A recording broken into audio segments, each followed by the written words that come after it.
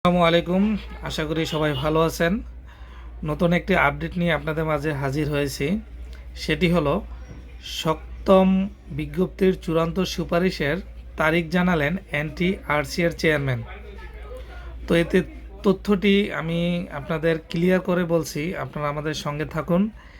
এখানে একটু খেয়াল করে দেখুন, বেসরকারি শিক্ষক নিবন্ধন ও প্রত্যয়ন কর্তৃপক্ষ এনটিআরসি এর সপ্তম বিশেষ বিজ্ঞপ্তিতে আবেদন চলছে।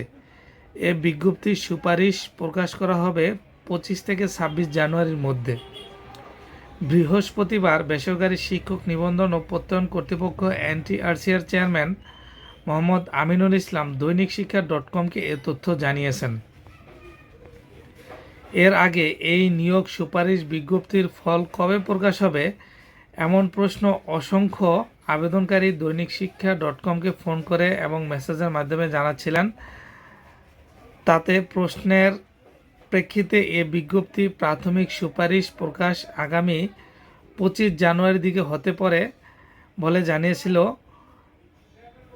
সংশ্লিষ্ট প্রতিবেদকরা।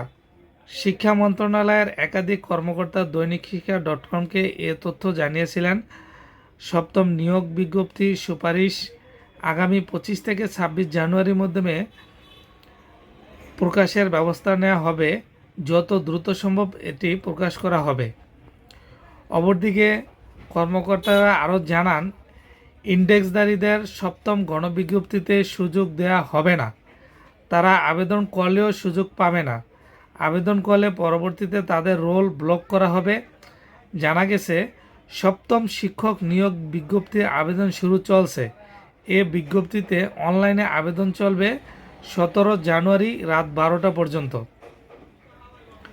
তবে যেসব প্রার্থী অ্যাপ্লিকেশন আইডি পাওয়া সত্ত্বেও নির্ধারিত সময়ের মধ্যে টাকা জমা দিতে পারবেন না, তাদের আগামী 18 জানুয়ারি রাত 12টা SMS মাধ্যমে ফি জমা দেওয়ার সুযোগ দেওয়া হবে। শিক্ষাসহ সব ধরনের তথ্য জানতে আমার এই চ্যানেলটি সাবস্ক্রাইব করে রাখুন।